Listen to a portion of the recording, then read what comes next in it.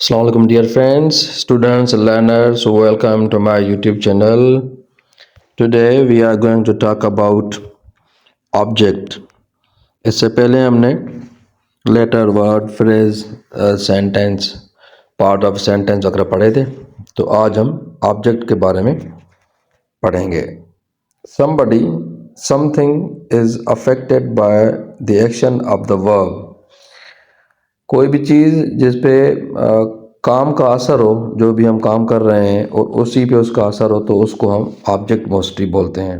जैसे I teach you, अब मैं क्या कर रहा हूँ, पढ़ा रहा हूँ। अब पढ़ा किसको रहा हूँ, आपको।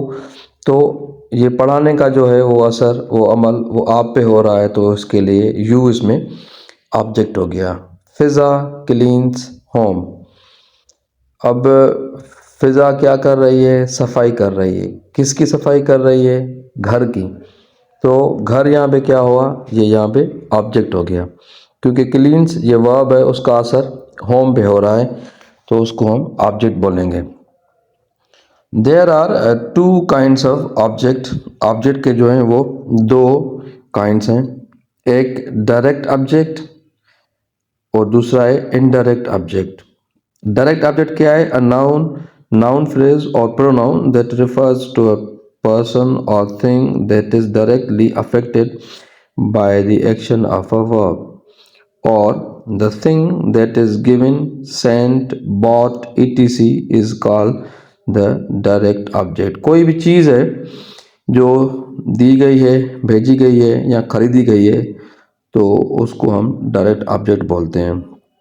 जैसे I met him in town, अब हिम इसमें क्या है, मैं इससे मिला शहर में।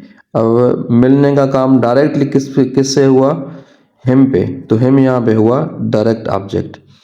I gave Hamza the keys, अब इसमें असल काम क्या है, चाबी देने का। यहाँ I gave the keys to Hamza, ये जो सेंटेंसेस हैं आप दोनों तरीक़ों से लिख सकते हैं। तो यहाँ पे जो कीज है वो डायरेक्ट ऑब्जेक्ट है। Indirect object, a noun, noun phrase or pronoun in a sentence used after some verbs that refers to the person or things that an action is done to or for the person who gets it in the indirect object. Indirect object क्या है, मतलब कोई भी आदमी है जो उस चीज़ को ले रहा है, उसको हम बोलेंगे indirect object. Give him the money, अब हिम यहाँ पे क्या हुआ, him is the indirect and money is the direct object.